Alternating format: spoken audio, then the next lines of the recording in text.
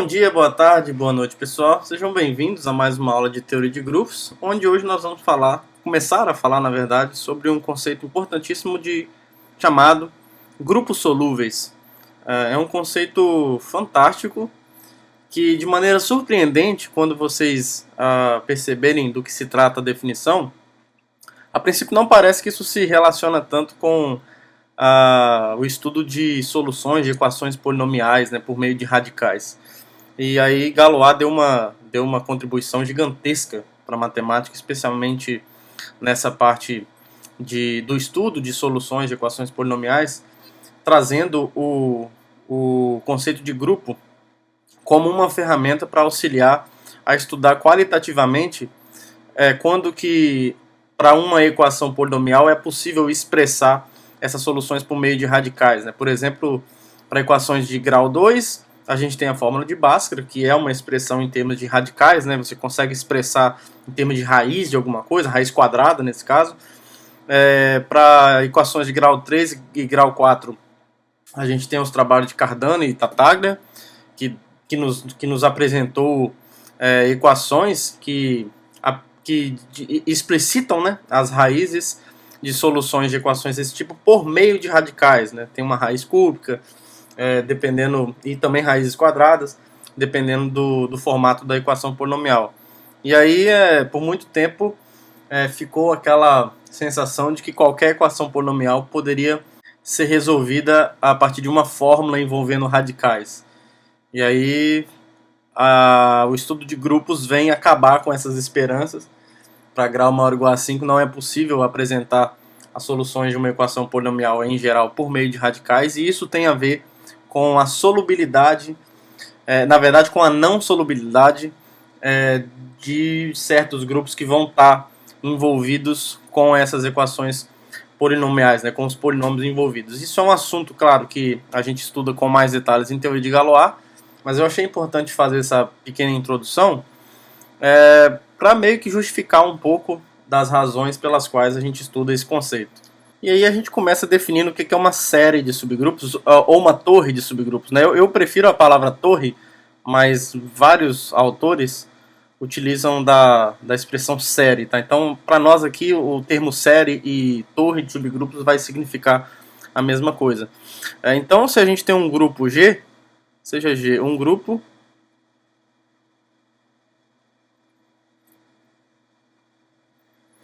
então uma torre de subgrupos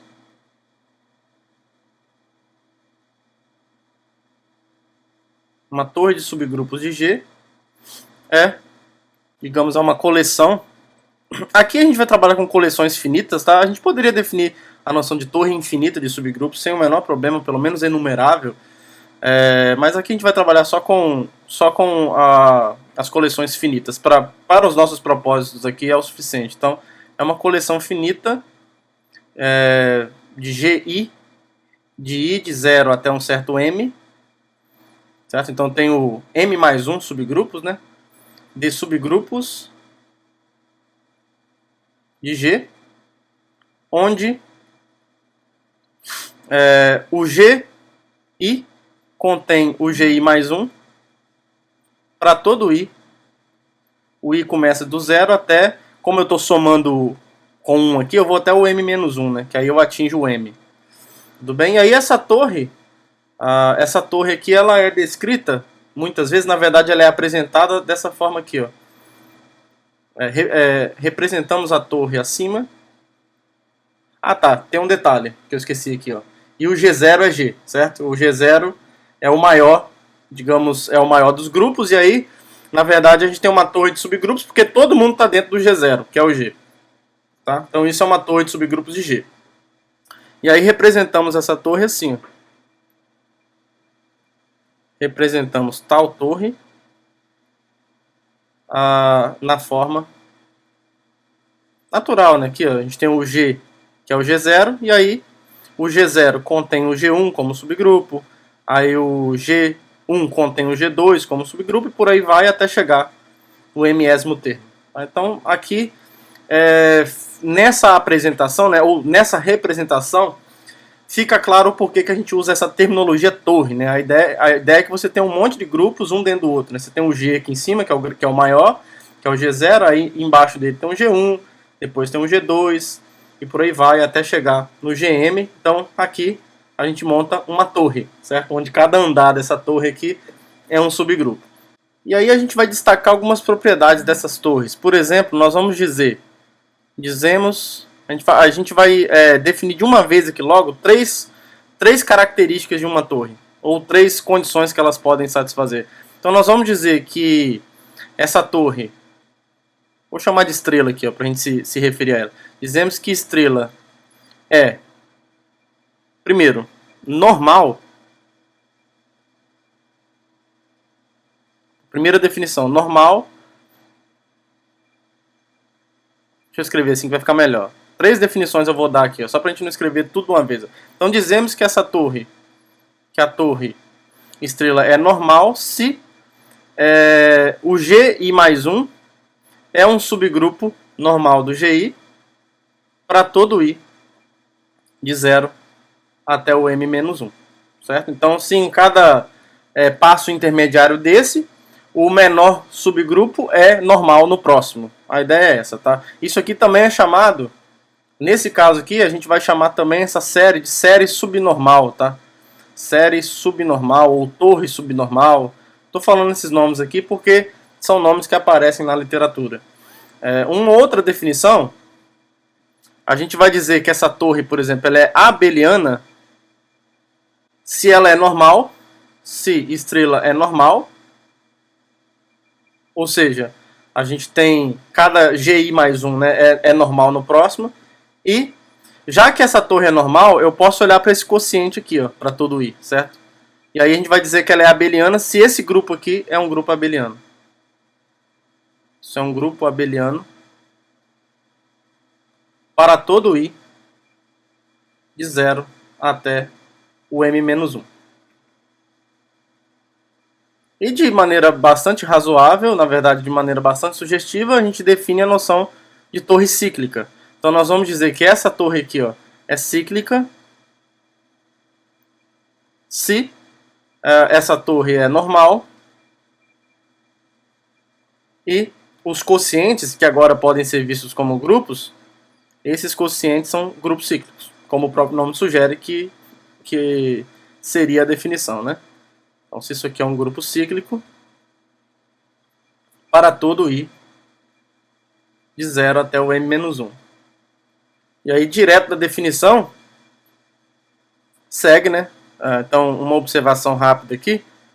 Toda torre cíclica é abeliana, né?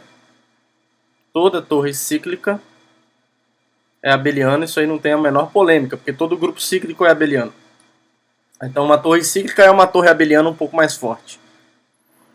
E aqui nessa proposição a gente vai ver como conectar uma torre, na verdade, como induzir uma torre no grupo G a partir de uma torre no grupo H, onde esses grupos G e H estão conectados via um morfismo, né? Então, se a gente tem um morfismo de grupos de G em H e eu tenho uma torre dessa forma aqui no grupo H, por meio da imagem inversa, a gente consegue então definir uma torre de subgrupos de G, certo? Então, que isso aqui é uma torre de subgrupos é óbvio, né? Porque as inclusões vão ser mantidas, né? A imagem inversa preserva inclusões. Então, que isso daqui é uma torre de subgrupos é trivial. O que a gente vai mostrar é que a torre que eu consigo em G a partir da torre que eu tenho em H, ela herda essas três propriedades que a gente acabou de apresentar para uma torre. Então, se a torre em H é normal, a torre induzida em G pela imagem inversa também permanece normal. Se a torre em H é abeliana, então a torre em G também vai ser abeliana. E por fim, se a torre em H é cíclica, então a torre em G também vai ser cíclica. Tá? Então vamos provar esse resultado. Como eu disse para vocês, é imediato que isso daqui é uma torre em G, né? Então é claro, porque a imagem inversa preserva inclusões. Então isso aí é tranquilo. Então é claro que isso daqui, ó, opa, que é HI, né? É claro que GI, eu já vou colocar o GI logo, que é o F-1 do HI. Isso aqui de 0 até o M é uma torre. É uma torre de subgrupos do G, né? Que o G é o F a menos 1 de H, né? Porque o G é o F a menos 1 de H, que é o F a menos 1 do H0, né? Então, que é o que a gente chamou de G0. Tá? Então, isso aqui é uma torre de subgrupo de G, tranquilo. E aí a gente vai tentar provar esses três itens de uma vez aqui, porque olha só. Se a gente assume que essa torre H é normal, então suponha que essa torre aqui seja normal. Então, com isso, a gente já sabe que, por definição, isso aqui acontece. Ó, o HI mais 1 é normal no HI para todo I de 0 até o M menos 1. E a gente já sabe que a imagem inversa preserva a normalidade. Né? Então, isso implica que o F a menos 1 do HI mais 1 é normal no F a menos 1 do HI para todo I de 0 até o M menos 1. Certo? E aí isso aqui vai implicar, então, por definição dos Gs, que o GI mais 1 é normal em GI para todo I de 0 até o M menos 1. Certo? Então, isso implica que a torre em G é normal. Que essa torre aqui, ó, I de 0 até M, é normal. Que era o que a gente queria provar no item A. Né? Então, o item A está demonstrado, não o que prova o item A.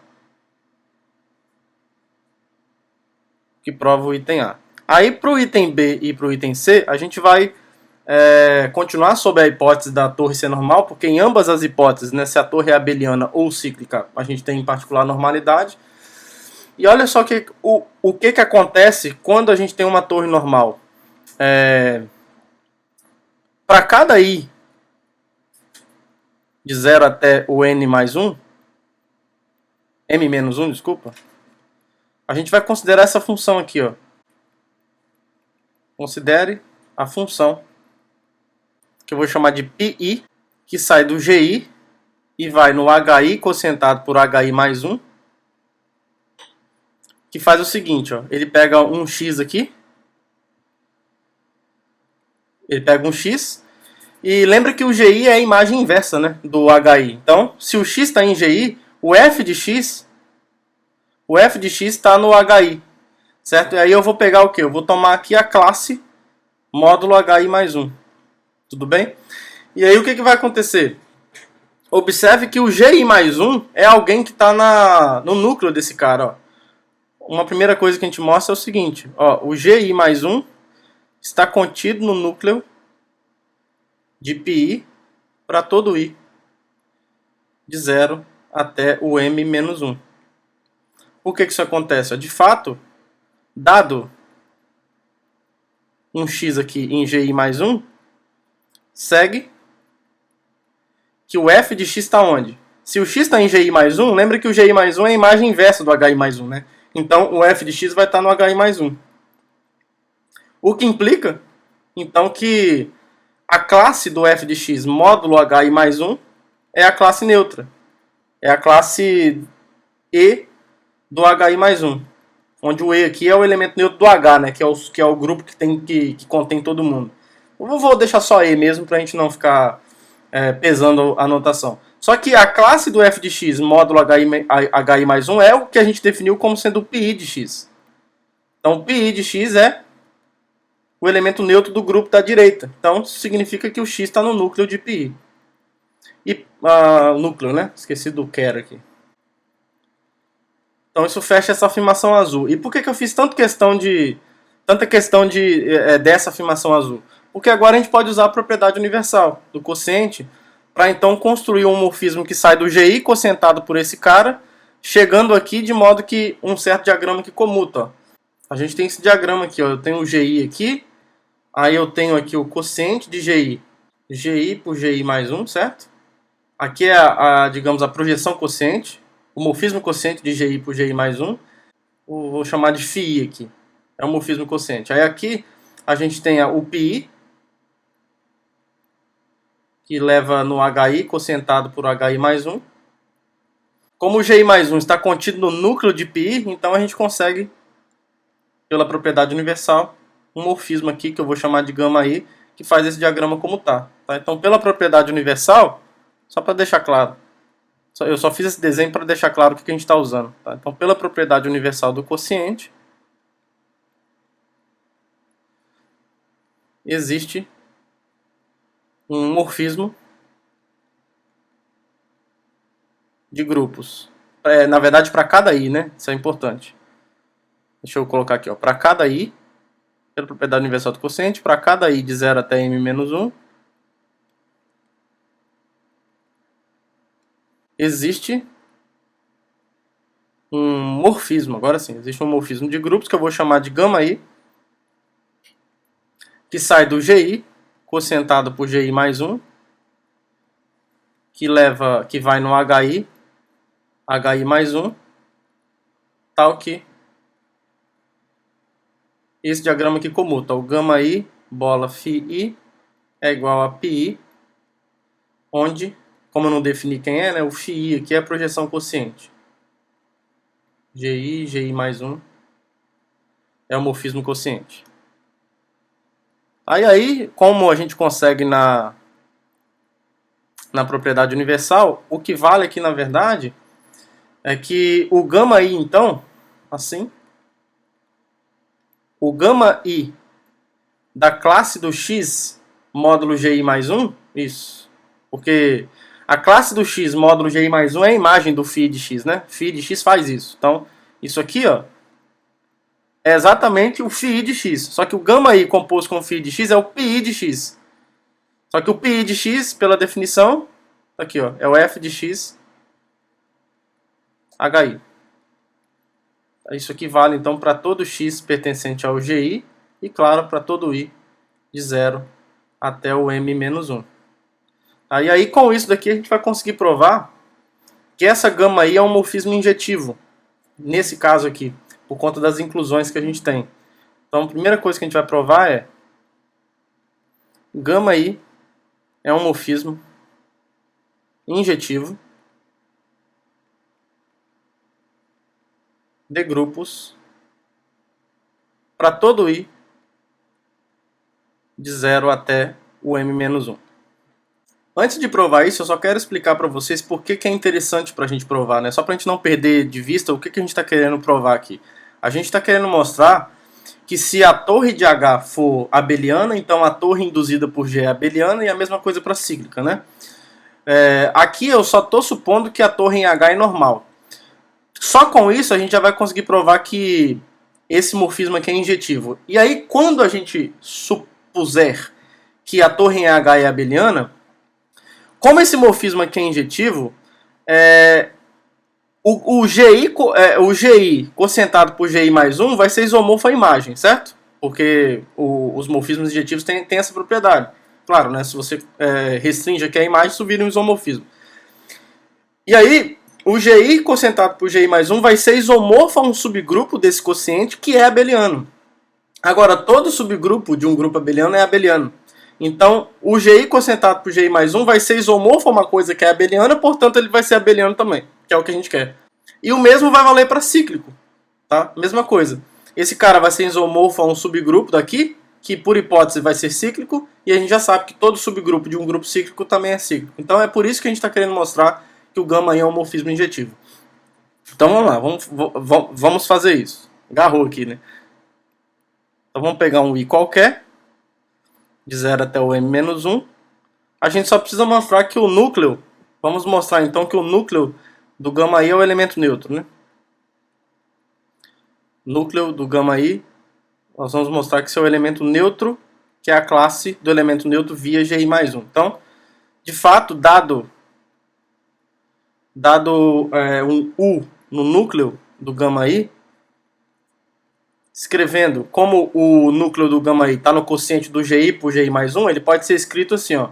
U pode ser escrito da forma x, GI mais 1, com o x pertencente ao GI, certo? Agora, escrevendo isso dessa forma, eu sei que o U está no núcleo, né? Então, o zero é o elemento neutro, né? O amor pelos anéis falando aqui. Então, o elemento neutro do H, a classe do elemento neutro do H pelo subgrupo HI mais 1, isso é o elemento neutro desse quociente, certo? Cadê? Aqui, ó. Isso é o elemento neutro desse quociente. Então, isso daqui, por hipótese, é o gama I de U, porque eu peguei alguém no núcleo.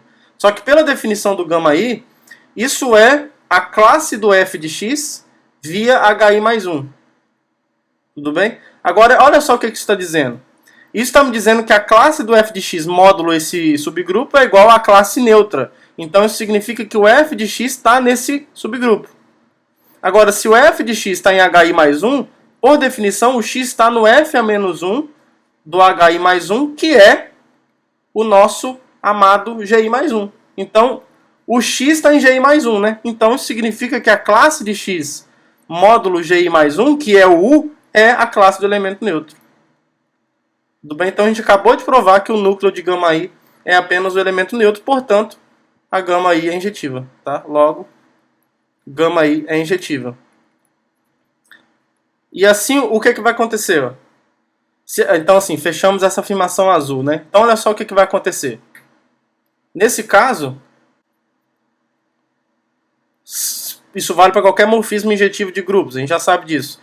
Se eu tenho um morfismo injetivo de grupos, o grupo que está no domínio, que é esse, é isomorfo à imagem do gama I. Certo? Isso para todo I, de 0 até o m-1. Agora a gente vai atacar o item B e o C armado até os dentes, porque olha só, o que vai acontecer então? No item B, quando eu suponho que a torre é abeliana, por hipótese, agora, isso quer dizer que esses quocientes aqui são abelianos, todos. Isso aqui é abeliano para todo I de 0 até m-1. Agora, se isso aqui é abeliano, como a imagem do gama I é um subgrupo disso daqui, todo subgrupo de um grupo abeliano é abeliano, a gente já sabe disso. Então isso vai implicar que a imagem do gama I é abeliano, é um grupo abeliano, para todo I de 0 até o m-1. Agora, se esse quociente é isomorfo a alguma coisa abeliana, ele também tem que ser abeliano. Isso aqui implica, então, que esse quociente é abeliano para todo I de 0 até o m-1. Tá? Então, isso aqui implica que a torre GI com I de 0 até m é abeliana, que era o que a gente queria provar. E para cíclico a mesma coisa, porque a gente também tem a propriedade de que todo subgrupo de um grupo cíclico, a gente provou isso, né? Isso é um resultado, na verdade. Menos trivial um pouco do que o caso abeliano, mas ainda assim é um resultado que nós temos. Então, nesse item C, a gente tem por hipótese que esses quocientes são cíclicos.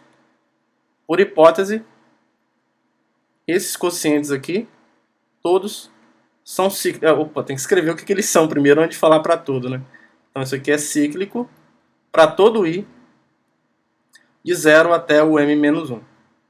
Tá? Aí, como a imagem do gama I é um subgrupo desse quociente, e ele é cíclico, e a gente já sabe que todo subgrupo de grupo cíclico é cíclico, então isso aqui acontece. A imagem de gama I é cíclico para todo I de 0 até o m-1. Agora, a propriedade de ser cíclico ela é invariante por isomorfismos, né? Então, isso aqui vai implicar que o quociente de GI por GI mais 1, que é isomorfo a esse cara aí, isso daqui é cíclico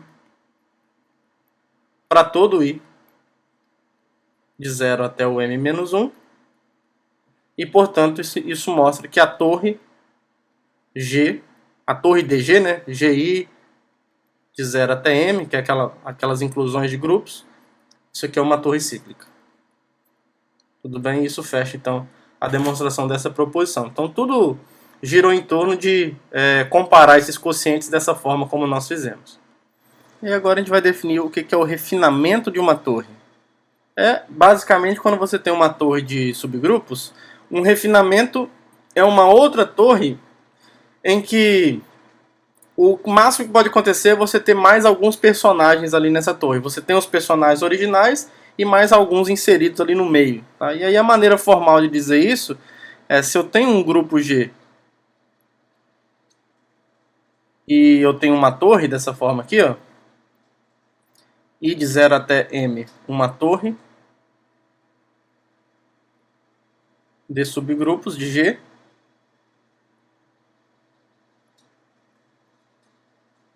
Então, um refinamento, a maneira formal da gente dizer isso, né, um refinamento da torre GI, I de 0 até M, é uma torre de subgrupos de G.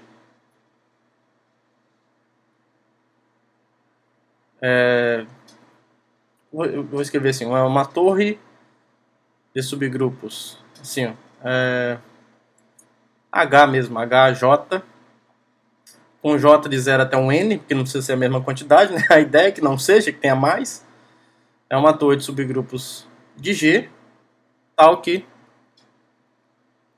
a torre original, vou explicitar os elementos aqui, ó, G0, que é o próprio G, né, até o GM, esteja contida, né, os subgrupos, né, os elementos estejam contidos nessa outra torre. Ou seja, essa outra torre é formada pelos grupos da torre original e potencialmente por mais alguns elementos. Tudo bem? Então isso é um refinamento da torre G. Um refinamento da torre G. A ideia aqui é que a gente tem essa torre original. Deixa eu pegar só a ideia, né? A ideia é que a gente tem a torre original aqui, G0, G1, GM, e aqui no meio você inseriu mais alguns participantes. Tá? Isso continua sendo uma torre, agora com mais personagens. Então isso é um refinamento dessa torre original. Um exemplo que a gente pode ver aqui é o seguinte, ó, no grupo, sei lá, Z30. Pega o grupo Z30. Ele é um grupo cíclico, né?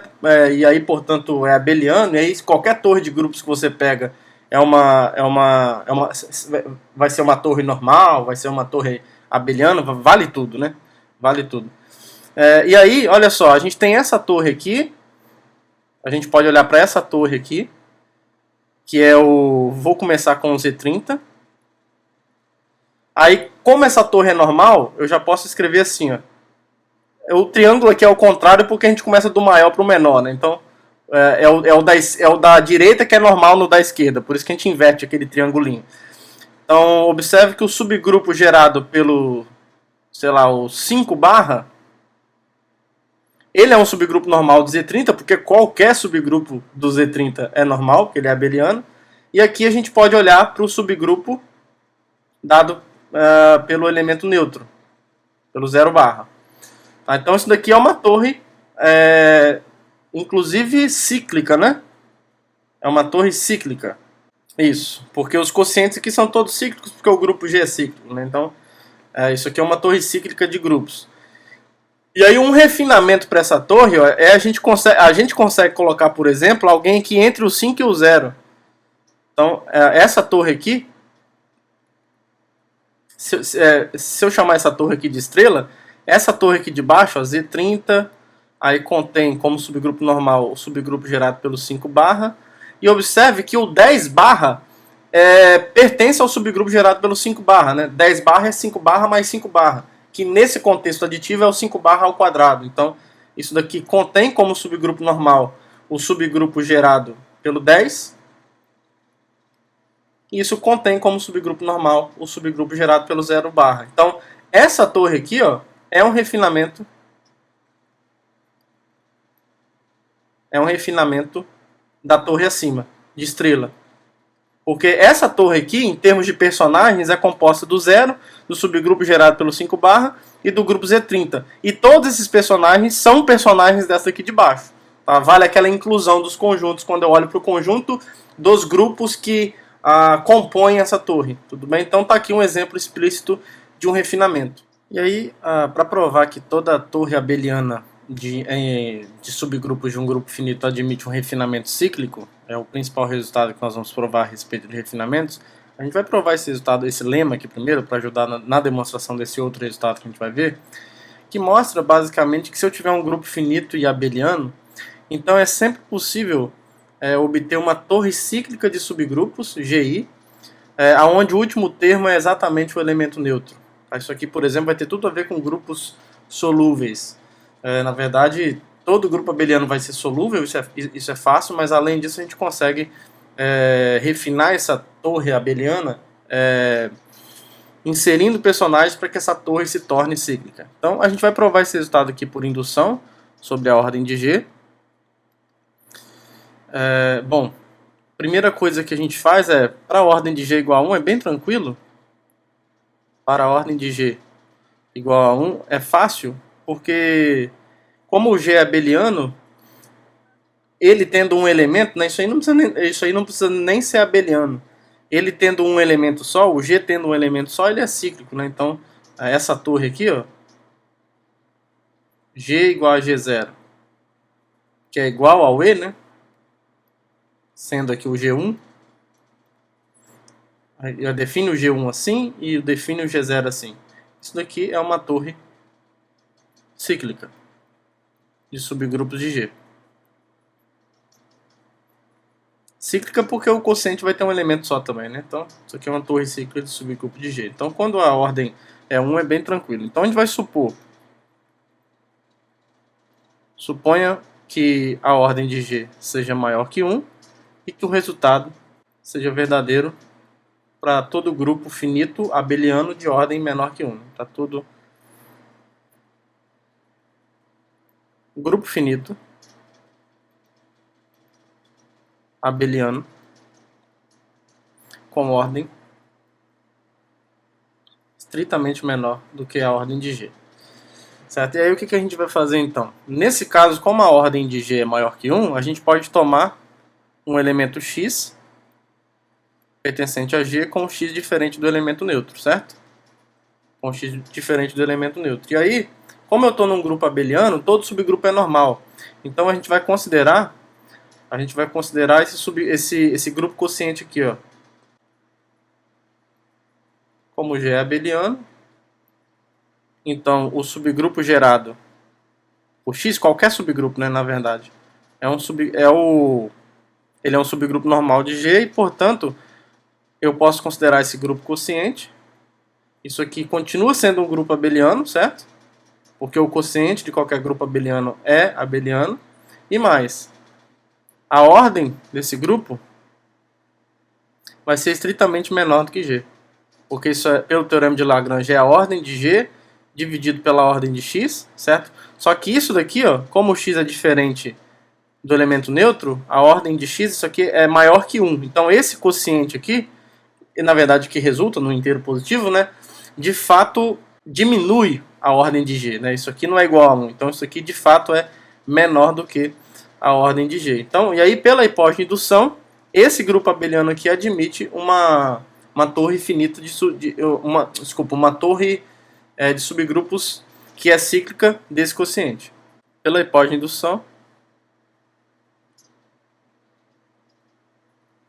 indução existe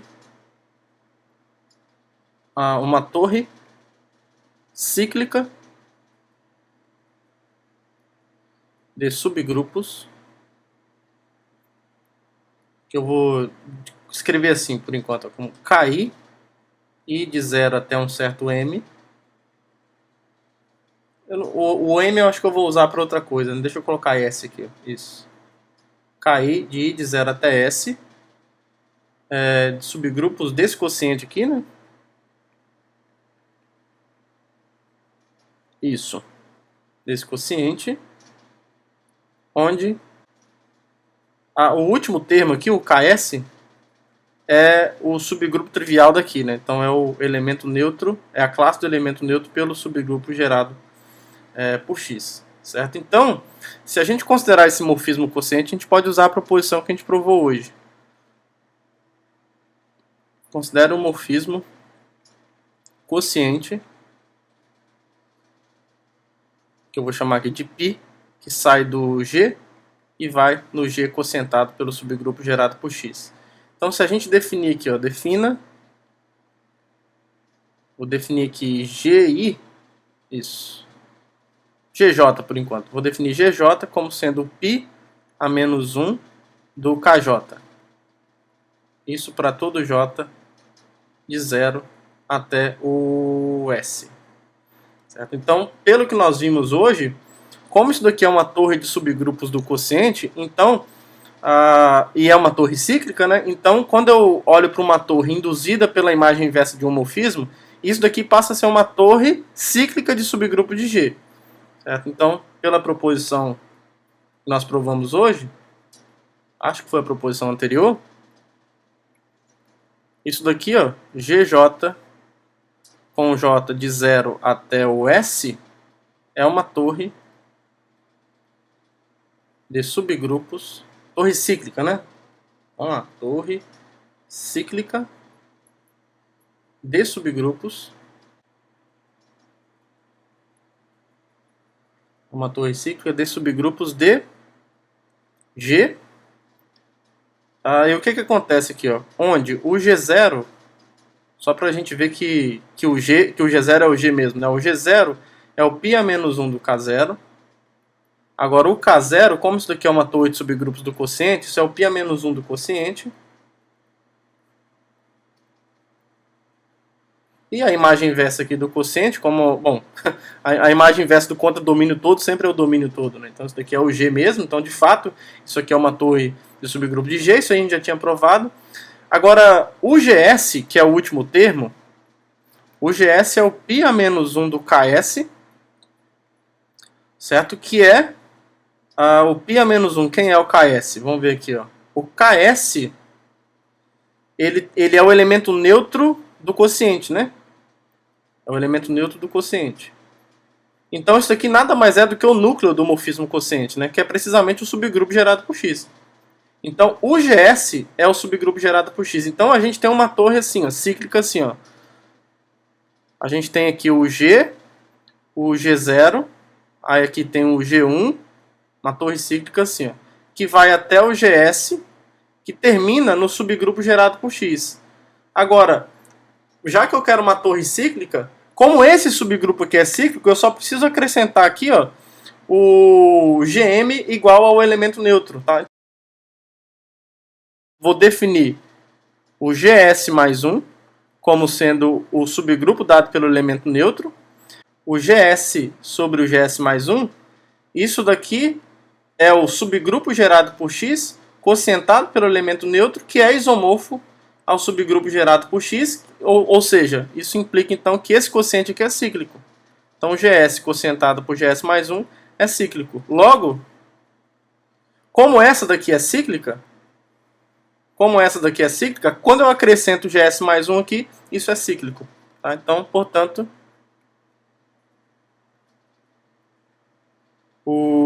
essa torre aqui, ó, G igual a G0, indo até o G1, até o GS e o GS mais 1,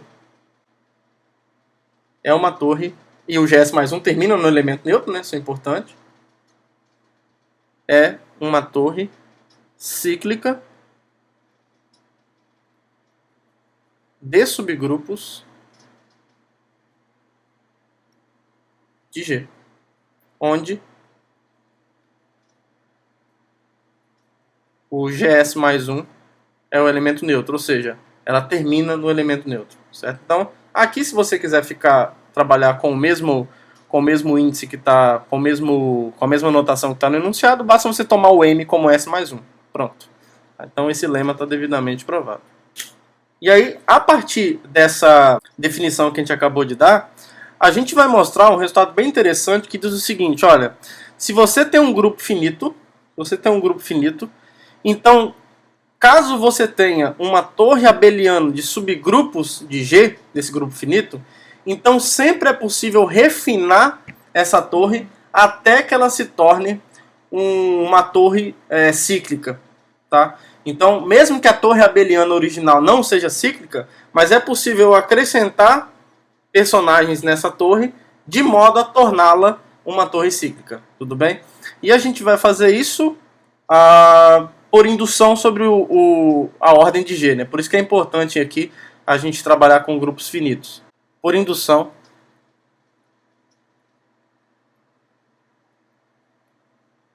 sobre a ordem de G. Bom, para a ordem de G igual a 1 tem nem graça, né?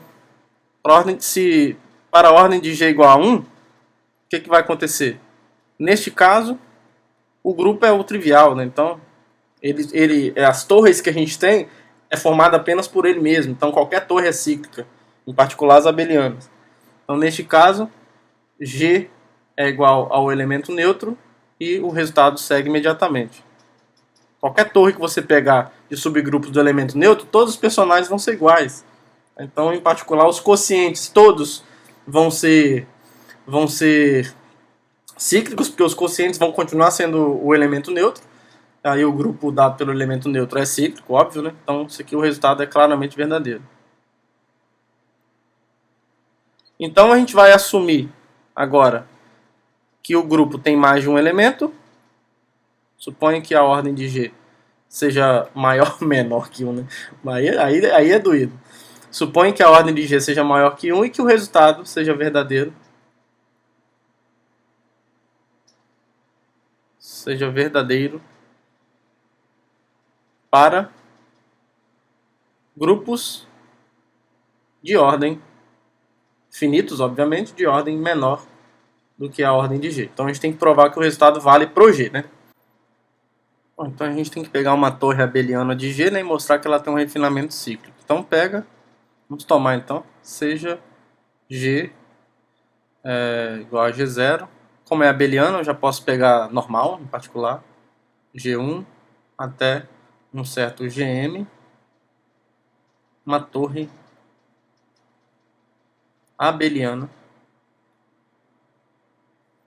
de subgrupos de G. Então a gente tem que mostrar que essa torre admite um refinamento cíclico.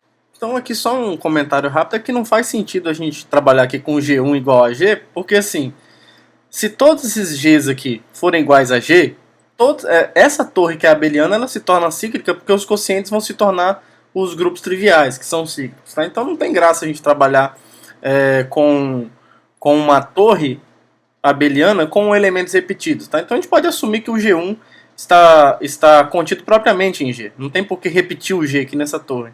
Tá? Então por isso que eu vou escrever assim, ó, como o G1 está contido propriamente em G, então a ordem do G1 é menor do que a ordem de G.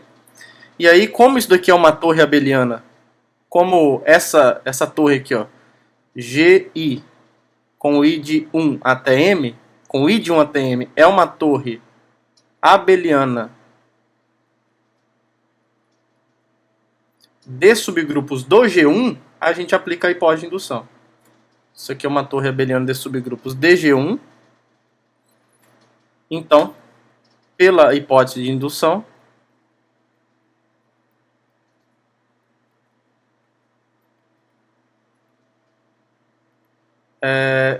essa torre aqui pode ser refinada a partir de uma torre cíclica. Né? Então existe uma torre cíclica deixa eu escrever assim, ó, que eu vou chamar aqui de KJ com J de 0 até um certo S, uma torre cíclica de subgrupos de G1, onde essa torre refina a torre de G1 até o GM. Então, onde esses elementos aqui, ó, G1 até GM, está contido no KJ, aqui, ó, né, no K0 até o KS. Beleza, então assim, o que nós fizemos aqui, ó, foi resolver esse problema aqui, ó. A gente resolveu essa parte. Essa parte, pela hipótese de indução, a gente consegue refinar a partir de uma torre cíclica. Agora a gente tem que cuidar dessa parte aqui, ó. E aqui a gente vai usar o lema anterior, porque como isso daqui é uma torre abeliana, o quociente de G por G1 é um grupo abeliano, certo? Então, como o quociente de G por G1 é um grupo abeliano,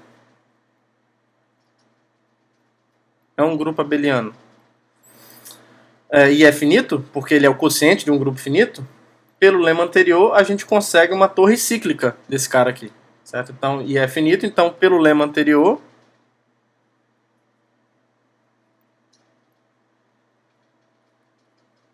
existe, vamos dizer aqui, uma torre cíclica de subgrupos. Deixa eu dar um nome para essa torre, né? Então aqui eu vou chamar de L, os subgrupos desse quociente. L, sei lá, LL. LL com L de 0 até... Aqui eu usei o S, né? Então vou colocar R aqui. L de 0 até R do quociente de G por G1. E mais, né? É importante, o lema anterior não me garante apenas a torre cíclica de subgrupos, mas eu garanto que ela termina no elemento neutro do grupo em questão, certo? Onde o LR, isso é importante para a gente conectar essa torre com essa que a gente conseguiu aqui atrás. Onde o LR é o elemento neutro do quociente de G por G1, né? Então é o elemento neutro desse quociente, que é a classe do elemento neutro por G1. E aí a gente vai, e daqui para frente a gente vai agir da mesma maneira que a gente fez no lema anterior. Se a gente considera esse morfismo quociente agora, o quociente de G por G1, a gente usa aquela proposição de novo, vou chamar aqui de π novamente, que sai do G e vai para o G quocientado por G1, que pega um x e leva no xg1, certo? Então eu vou escrever assim, ó, considerando o morfismo quociente. Se a gente chamar agora, o G já está usado, o L também, então, sei lá, M. Se a gente chamar de M, o índice que eu usei aqui é L, né? Se a gente chamar de ML, o π a menos 1 do LL, para todo L pertencente a 0 até R, isso nos dá uma torre cíclica, né? Já que isso daqui é uma torre cíclica de subgrupos do quociente, então isso daqui me dá uma torre cíclica. Eu tenho que escrever melhor aqui, ó, considerando isso daqui e chamando, agora sim, e chamando ML disso daqui. Só para eu escrever melhor, tá, pessoal? Porque a gente tem que escrever certinho. Segue, então, pela proposição anterior.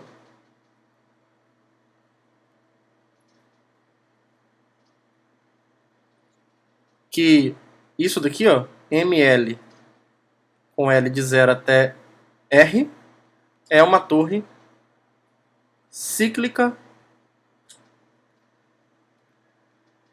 de subgrupos de G, né, que é o domínio da função aqui do morfismo quociente, aqui, ó, é o G, onde a gente já sabe, né, que o M0 é o G, por conta disso, e o MR, aqui vai ser importante para a gente conectar os M's com os K's lá em cima. O MR é precisamente o π a menos 1 do LR, certo? Só que o LR a gente conseguiu como sendo o grupo trivial do quociente, EG1. E isso daqui, ó, é precisamente o G1, certo? Isso aqui é o núcleo do morfismo quociente. E o núcleo do morfismo quociente é o subgrupo normal pelo qual eu estou quocientando, que é o G1.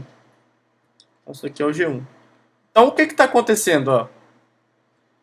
Logo, eu posso ver essa torre aqui, ó, porque eu tenho o G, que é o M0, aí isso aqui é normal até o M1, aí vai indo aqui até o MR-1, aí aqui eu chego no MR, né? Aí, no MR, isso é o G1. E agora eu prossigo com a torre cíclica que eu consegui para o G1. Cadê? Aqui, ó, o K0 até KS, né? O G1 é o K0. É o K0 até... Eu vou continuar aqui embaixo, tá? K1 até KS. E aí todos os quocientes aqui são cíclicos. Olha só, por quê? Ó? Essa parte aqui, todos eles são cíclicos, quando eu pego os quocientes, certo? Aí aqui, do MR para o K... Do MR para o K1, por que isso aqui é cíclico? Porque o MR é o K0. E o K0 para o K1 é cíclico. Tá? Então, onde o MI quocientado pelo I mais 1 é cíclico, para todo I de 0 até, vamos ver aqui, ó, o R-2, Aliás, eu posso colocar o MR, eu posso colocar o R-1 aqui também. R-1 aqui também, certo?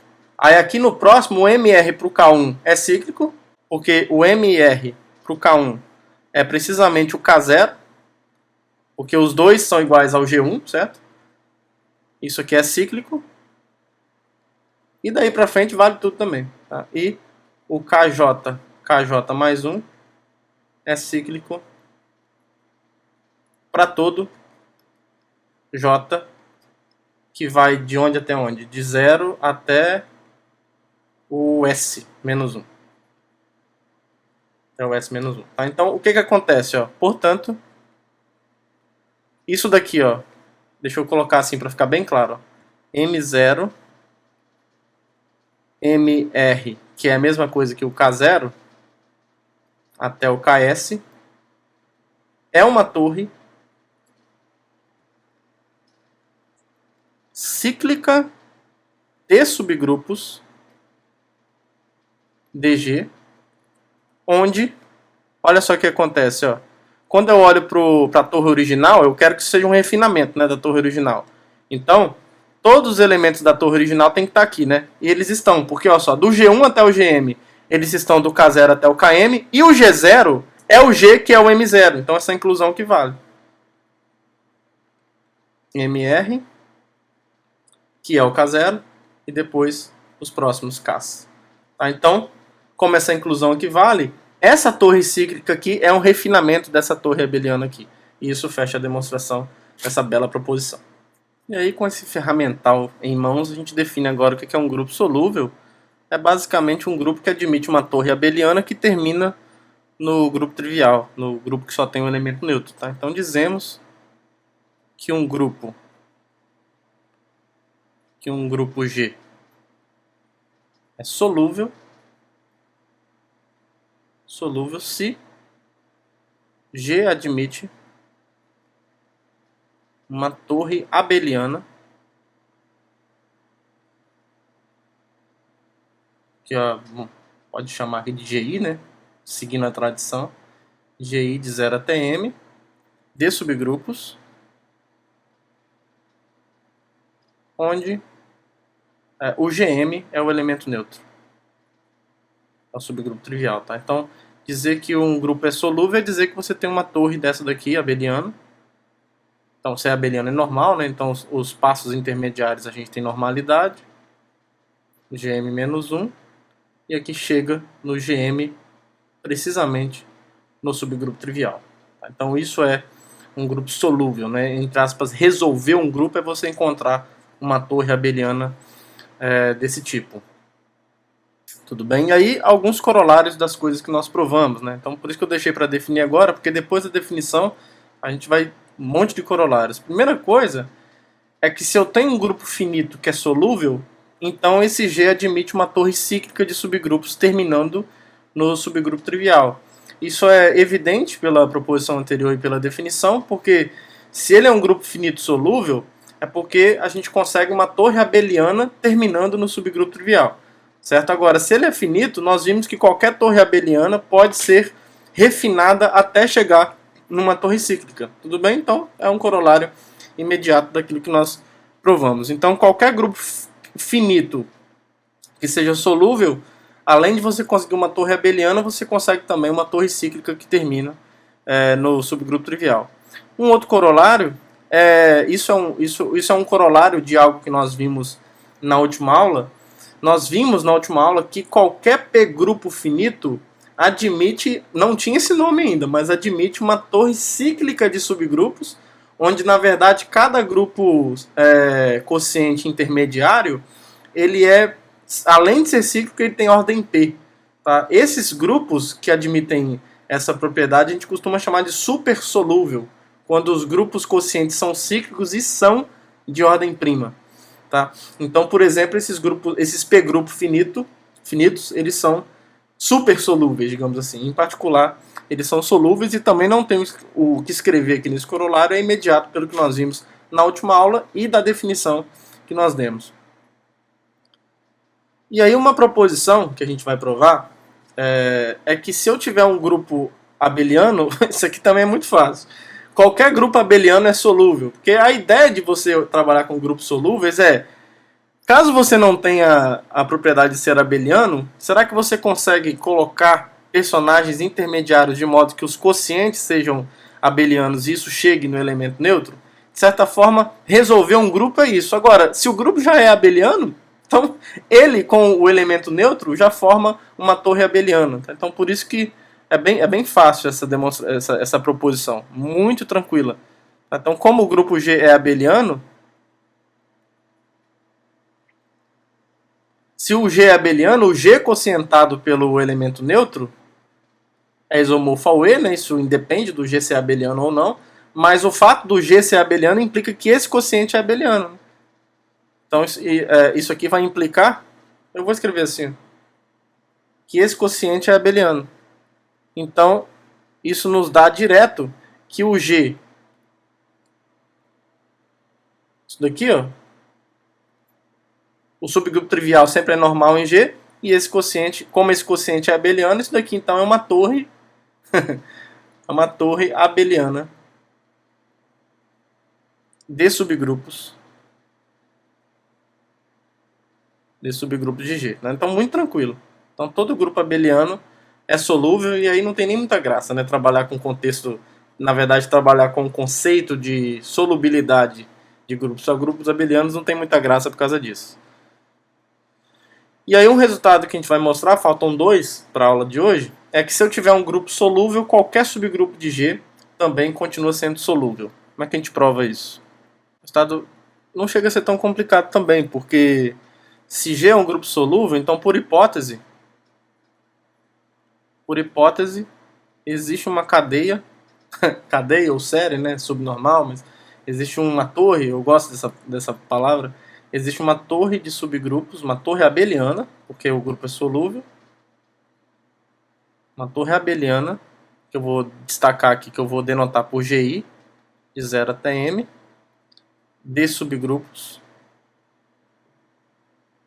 de G, onde o GM, né, que é o último termo, é o subgrupo trivial. Então o que a gente tem é isso daqui. Ó. A gente tem aqui o G, G1 até o GM igual ao elemento neutro, e os quocientes são abelianos porque a torre é abeliana. Aí a nossa ideia aqui, ó, já que a gente quer mostrar que o H é solúvel, a gente pode tentar jogar o H nessa série, pegando a interseção dele com todo mundo aqui. E aí se a gente considera a inclusão, que é um morfismo de grupos, considera a inclusão iota de H em G, que pega um H e leva em H. Então, como isso daqui é uma torre abeliana de subgrupos, então pela proposição anterior, agora não é mais pela proposição anterior, né? Pela primeira proposição de hoje, isso daqui, ó, iota a menos 1 do GI, de I de 0 até M, é uma torre abeliana de subgrupos de quem? De H, que é o domínio desse morfismo. Certo? Aí, para o H ser solúvel, basta que o último termo dessa torre seja o elemento trivial, né? O subgrupo trivial. E porque olha só, e mais, o iota menos 1 do GM, que é o último termo dessa torre, isso é o iota menos 1 do subgrupo trivial, porque o GM é o subgrupo trivial, e isso daqui é o núcleo da inclusão. Só que a inclusão é injetiva, né? Então isso daqui é apenas o elemento neutro. Então a gente conseguiu encontrar uma torre abeliana de subgrupos de H, aonde o último termo dessa torre, que começa do H e vai até o iota menos 1 do GM, esse último termo é precisamente o elemento neutro. Tá? Então acabou. Portanto, o H é solúvel. Certo? Isso encerra a demonstração dessa proposição. E aí, para finalizar a nossa aula, a gente vai provar um teorema clássico que diz que quando eu tenho um grupo G e H um subgrupo normal de G, a gente consegue mostrar que o G é solúvel se somente se o H e o quociente de G por H são solúveis. Então, um resultado bem legal e clássico nesse contexto. Que o bonitão acabou esquecendo de começar a gravar, como sempre, né? Mas eu não escrevi muita coisa não, só escrevi a definição mesmo. Então a gente está provando a ida primeiro. Só um comentário rápido é que pela proposição anterior o H é solúvel, certo? Porque todo subgrupo de um grupo solúvel é solúvel. A gente está supondo que o G é solúvel, né? Então, beleza. Agora a gente quer mostrar que o quociente é solúvel. Então, supondo que o G seja solúvel, ele admite uma série, né, uma torre abeliana de subgrupos que termina no elemento neutro, né? Então, eu só escrevi basicamente isso. E o que a gente vai fazer aqui, ó, é basicamente multiplicar todo mundo por H para depois quocientar por H, e aí vai fazer sentido, porque o H é um subgrupo normal desse produto por HGI, para a gente conseguir montar uma torre abeliana do subgrupo do grupo quociente, né, que é o que a gente está querendo. Então, a primeira coisa que a gente observa é que como o GI mais 1 é normal em GI para todo o I de 0 até o M menos 1, e o H é normal em G, a gente provou isso há muito tempo atrás, numa aula de subgrupos normais, eu acho que foi um exercício, que quando eu tenho um subgrupo normal de G e dois subgrupos de G que são normais entre si, então se eu multiplicar o H em ambos os lados, a normalidade é mantida. Tá? Esse foi um exercício que a gente provou há muito tempo atrás. Então o HGI mais 1 é um subgrupo normal do HGI,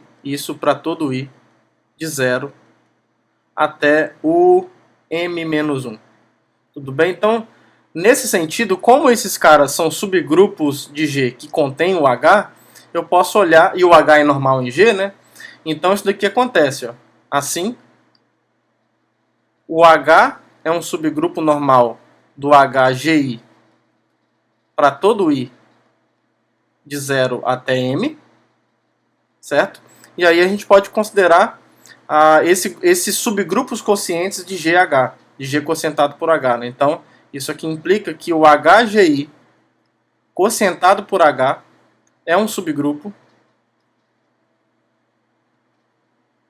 do quociente de G por H, isso para todo I. Na verdade, isso daqui acontece. Bom, isso aqui é verdade, só rapidinho aqui, né? E o que vai acontecer além disso? É que, lembra que a imagem de morfismos, de um morfismo, preserva a normalidade, né? Então, assim, se a gente chamando de π o morfismo que vai de G em GH, o morfismo quociente, segue que o π do HGI mais 1 é normal no π do HGI. Tá? Os morfismos preservam a normalidade, né? Para todo I de 0 até o M menos 1. Então, o que a gente tem, na verdade, é uma torre abeliana. Então, agora, a imagem disso são esses quocientes aqui, né? HGI por H. Isso daqui, com o I de 0 até o M, é uma torre abeliana de... Opa! Desculpa, é uma torre normal. O abeliano a gente tem que resolver esse problema ainda. Isso aqui é uma torre normal, porque os indivíduos, um é normal no próximo, né? Então, isso é uma torre normal de subgrupos de G quocientado por H, porque isso daqui é precisamente o que? Isso aqui é o HG0 por H, né? Por quê? O HG0 é HG, só que HG é o próprio G, né? Porque o G está contido em HG, mas o HG está contido em G, então a gente tem a igualdade. Então a gente tem uma torre de subgrupos do GH, onde ele termina onde? Vamos ver onde que ele termina. Onde o HGM quocientado por H, o GM é quem? O GM é o elemento neutro, né? É o subgrupo trivial. Então isso daqui, é o H vezes o subgrupo trivial Agora, o H vezes o subgrupo trivial é o próprio H, né? É o H quocientado por H, que é precisamente formado pelo subgrupo trivial do quociente. Só tem um elemento neutro nesse grupo H quocientado por ele mesmo. Então, assim, a gente conseguiu uma torre normal de subgrupos do quociente que termina no elemento neutro. Já é um meio caminho andado. O que a gente precisa fazer agora é mostrar que essa torre é abeliana. Tá? Então a gente precisa mostrar, para fechar a demonstração da ida, a gente tem que provar isso daqui, ó, que o HGI quocientado por H quocientado por HGI mais 1 quocientado por H, isso aqui é abeliano para todo I de 0 até o m-1. Se a gente fizer isso, acabou. Então é isso que a gente vai fazer. Então considere aqui um I qualquer, de 0 até o m-1. A gente já conhece esse resultado aqui, ó. Observe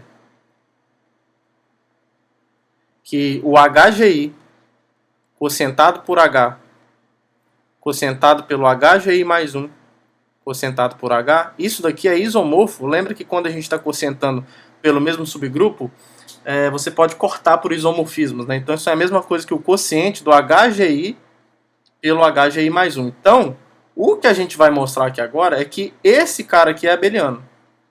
Se a gente mostrar que esse daqui é abeliano, esse aqui também vai ser. Então a gente vai mostrar que esse grupo aqui é abeliano. Então, sejam U e V pertencentes a esse quociente aqui, ó. HGI por HGI mais 1. Então isso quer dizer que U e V podem ser escritos assim, ó. Então eu vou escrever, podemos escrever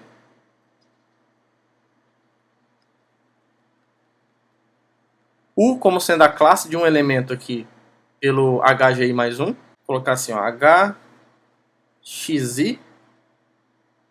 E o V eu vou colocar como sendo um H', X', onde H e H'. Eles são as classes disso, na verdade, né? Pera aí. Eu só esqueci de... Preciso colocar as classes aqui. Isso aqui é módulo... Nossa, ficou com pouco espaço, né? Então, isso aqui é módulo HGI. E aqui também, módulo HGI. GI mais 1, GI mais 1, GI mais 1. Fica um pouquinho pesado a anotação aqui, né? Onde o H e H' estão em H e o XI e o X' pertencem ao GI. Bom, e aí uma maneira da gente perceber que U e V comutam é calculando o comutador deles e verificar que vai dar o elemento neutro daqui, né? Então olha só o que vai acontecer, ó. Observe que é uma continha um pouco chata, mas vamos lá.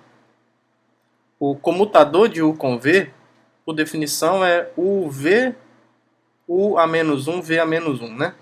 Aí, como a gente vai operar aqui nos representantes, isso daqui vai ficar o HXI, depois o H', X', aí depois o inverso do U a menos 1, desculpa, o inverso do U, que é o inverso disso, né? Que vai ficar XI a menos 1, H a menos 1, e depois o inverso de V, que é o X' a menos 1, desculpa, X' a menos 1, H' a menos 1.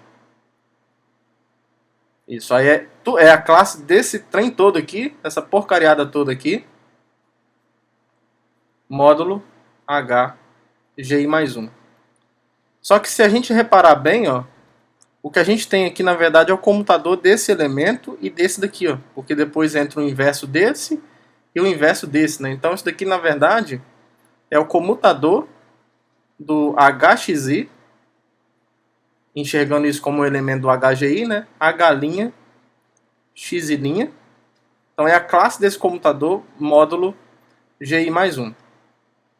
Aí, agora, a gente vai usar o fato do H sendo normal em G. Que olha só o que vai acontecer, ó. Aqui como o H é normal em G, então a gente pode operar, né, com o módulo H. Então assim, aqui em termos de conjuntos, a gente pode quebrar isso assim, essas coisas são conjuntos, né? Então H, a classe do H', X', H assim, e depois multiplicar por GI mais 1 aqui. É uma questão de associatividade, né? Então, em termos de conjunto, essas duas coisas são iguais. Agora, aqui dentro, isso daqui é a mesma coisa quando você coloca essa apresentação aqui, né? Quando você coloca essas notações aqui. A classe disso, módulo H, é a mesma coisa que eu operar com a classe do HXI, módulo H vezes H' X'I' vezes o H, o inverso dele H, o inverso disso daqui H, né? Então, isso daqui fica a mesma coisa que a gente olhar o comutador desses elementos aqui, ó. A classe do HXI por H, a classe do H' X'I' por H. Aí aqui a gente usa, então tem o GI mais 1 aqui fora, né? Aí aqui a gente usa que o H é normal em G, certo? O H é normal em G, então o que isso significa?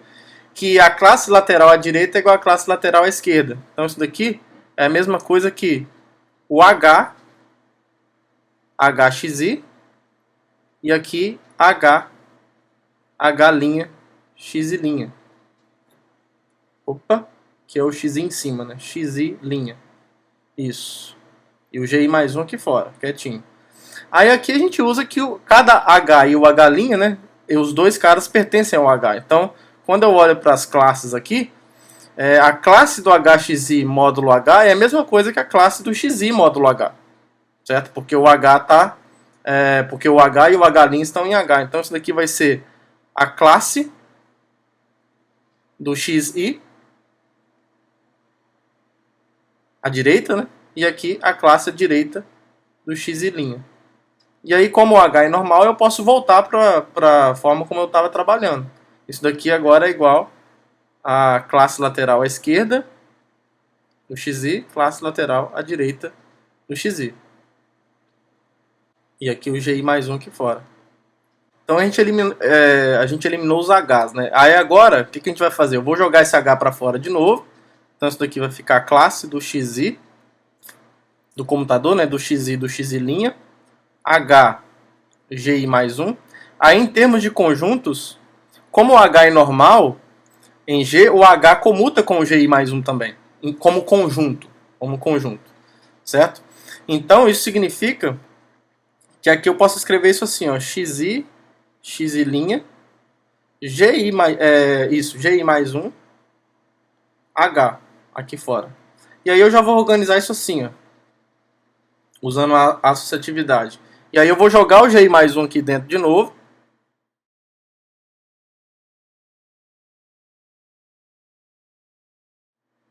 Isso aqui então é o XI, GI mais 1, X'I', GI mais 1. E o que isso vai acontecer? E o que vai resultar isso, né?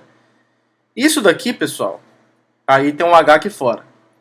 Isso daqui agora, esse elemento, ele pertence aonde? Ele está no quociente de GI com GI mais 1, certo? Que é abeliano.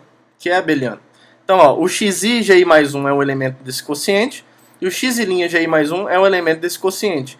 E o que eu estou fazendo aqui é calcular o comutador de dois elementos dentro desse quociente que eu sei que é abeliano. Agora, se um grupo é abeliano, o comutador de dois elementos sempre resulta no elemento neutro desse camarada aqui. Então, isso daqui, ó, o resultado disso vai ser o elemento neutro desse grupo. GI com GI mais 1, H. Certo? Agora, o elemento neutro desse grupo aqui, ó, é a classe do elemento neutro do GI, que é o elemento neutro de G mesmo, módulo GI mais 1, H. E é isso aqui multiplicado por H aqui fora como conjunto. Agora, isso daqui, olha só o que aconteceu. Isso é o E, GI mais 1, H, pela associatividade, que por sua vez vai ser igual ao quê? De novo, o H pode ser comutado com o GI mais 1, né? Então isso daqui é o elemento neutro, é a classe do elemento neutro pelo H, GI mais 1. Pronto, isso daqui é o elemento neutro de quem? Isso daqui é precisamente o elemento neutro desse grupo aqui, ó. HGI quocientado por HGI mais 1.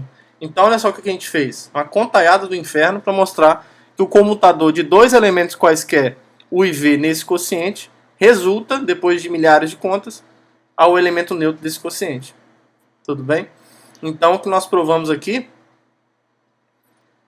é que U e V comutam, já que o seu comutador é o elemento neutro. Tá? Então vamos só recapitular o que a gente fez. mostramos então, pegamos dois elementos quaisquer aqui e mostramos que esse quociente é abeliano, certo? Então, assim, o HGI quocientado por HGI mais 1 é abeliano, o que implica que aquele quocientão lá, HGI quocientado por HGI mais 1 quocientado por H é abeliano, e isso a gente provou para todo I de 0 até M-1. Então, isso encerra a demonstração que esses caras são abelianos e aí acabou, né? Portanto, o quociente de G por H é solúvel. Agora a gente vai provar a volta. Para a volta, a gente supõe que o H é solúvel, né? Então, por hipótese, e o quociente é solúvel. Então, por hipótese, existe uma torre abeliana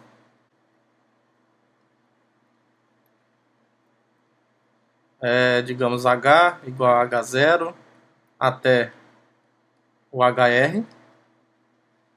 E o HR é o elemento neutro, isso é importante, né? Termina no elemento neutro. De subgrupos de H. E existe uma torre abeliana do quociente, né? Por enquanto eu vou chamar de L. Sei lá, LJ com J de 0 até um T de subgrupos do quociente, onde o LT é o elemento neutro de H. Do quociente, né? É o elemento neutro do grupo quociente. Então é a classe neutra. É a classe neutra, então é a classe do elemento neutro de G, módulo H. Aqui a gente vai usar essa volta é mais tranquila, tendo em vista as coisas que nós já fizemos hoje. Porque agora eu só preciso, até o H a coisa está resolvida, né?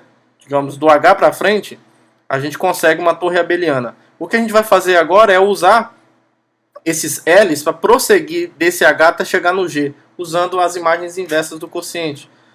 Tudo bem? Então, o que vai acontecer aqui? Ó? Pela primeira proposição, definindo, sei lá, vamos chamar de K. KI como sendo a imagem inversa pelo morfismo do quociente, eu esqueci de definir, né? Então deixa eu só escrever aqui, peraí. Considere, só para ficar bonitinho, né? Considere o morfismo quociente π que leva a G no quociente de G por H. Então, por conta disso, como eu vou usar a imagem inversa de um morfismo, uma torre abeliana do quociente de G por H é elevada numa torre abeliana de G. Então isso daqui, ó, definindo KI dessa forma, L, né? Li para todo I de 0 até M-1, pela primeira proposição, isso daqui, ó, KI de I de 0. Não, aqui não é até M-1, não. Os L's vão até T, né? Então aqui é até T. E é até T, não é T-1 por enquanto, não. Aqui é até T, certo? Estou definindo as imagens inversas de todos os L's, para KI em G. Então essas imagens inversas são, quando eu olho para essa torre, né, que eu obtenho, isso daqui é uma torre abeliana.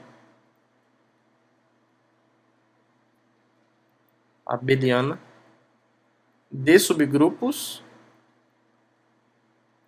de G, onde o KT é quem? KT é o π-1 do LT, é onde a emenda acontece, né? Então isso aqui é o π-1 do elemento neutro do quociente. E aí o π-1 do elemento neutro é o núcleo, né? Então esse é o núcleo de π, que é o H. Então a gente pode juntar agora essas duas séries e formar uma torre abeliana de grupos de G que termina no elemento neutro, certo? Logo, isso daqui, ó, G igual a o K0,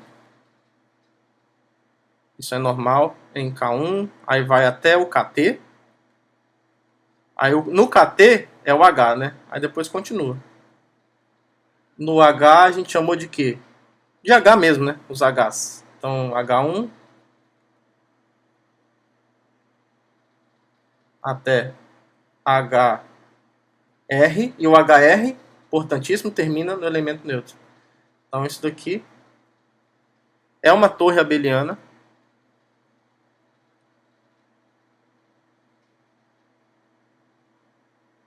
já que nessa parte aqui, ó, todos os quocientes são abelianos, porque isso daqui é uma torre abeliana. Aí, e essa parte também, né? Todos os quocientes são abelianos, porque os Hs formam uma torre abeliana de subgrupos de H. Aqui, ó. Isso aqui é uma torre abeliana. Então, os quocientes são abelianos. Então, quando a gente junta todo mundo, continua sendo uma torre abeliana, porque os quocientes intermediários ou são dessa parte vermelha ou são dessa parte verde, e todos os quocientes nessas partes são abelianos. Então, isso aqui é uma torre abeliana de subgrupos de G, com o último personagem dessa torre sendo exatamente o elemento neutro. Acabou. Portanto, por definição, o G é solúvel. Tá? Então, a gente conclui a demonstração desse belo teorema clássico, que às vezes, para você mostrar que um grupo é solúvel, vai ser mais fácil talvez encontrar um subgrupo dele que é solúvel, de modo que o quociente por ele também é solúvel. E aí você usa as torres abelianas do subgrupo e do quociente para montar então uma torre abeliana do grupo todo que termina no elemento neutro. Tá bom, pessoal? Então é isso, espero que vocês tenham gostado, que todos tenham um bom dia, uma boa tarde, boa noite, um abraço para todo mundo e até a próxima aula. Tchau, tchau.